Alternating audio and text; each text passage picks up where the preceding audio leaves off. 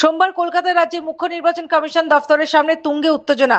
SIR সংক্রান্ত একাধিক দাবি নিয়ে রাজ্যের সিইও দফতরে ডেপুটেশন দিতে আসা বিজেপির প্রতিনিধি দলকে দেখে গো ব্যাক স্লোগান দিতে শুরু করেন বিএলও অধিকার রক্ষা কমিটির সদস্যরা। শুধু তাই নয়, রাজ্যের বিরোধী দলনেতা অফিসের ভেতরে ঢুকতেই বিএলও অধিকার রক্ষা কমিটির সদস্যরা ব্যারিকেড ভেঙে ভেতরে ঢোকার চেষ্টা করেন বলে অভিযোগ। এই ঘটনা ঘিরে সোমবার দুপুরে সিইও দফতরের সামনে ব্যাপক উত্তেজনা ছড়ায়।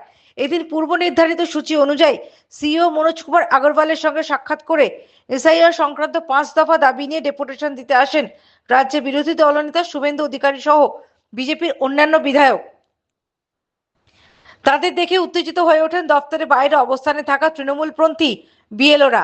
বিক্ষোভ দেখাতে শুরু করেন তারা। বিএলও অধিকার রক্ষা কমিটির সদস্যদের অভিযোগ, বিজেপি দালালি করতে কমিশনের অফিসে এসেছে। সিইও মনোজ কুমার আগরওয়ালের কাছে এসআইআর হিয়ারিং এর সময় ওয়েবকাস্টিং অর্থাৎ সিসিটিভি রেকর্ডিং এর দাবি জানিয়েছেন শুভেন্দু সহ বিজেপির প্রতিনিধি দল। এমনকি রাজ্যের মুখ্য নির্বাচনী আধিকারিক দফতরের সামনে বিএলও অধিকার রক্ষা কমিটির সদস্যদের অবস্থান নিয়েও সরব হন বিরোধী দলনেতা। তিনি অভিযোগ করেন, 144 ধারা জারি করা এলাকায় কিভাবে এরকম মাইক বাজিয়ে বিক্ষোভ চলছে সেই নিয়ে প্রশ্ন তোলেন তিনি। Bureau report, the United India news.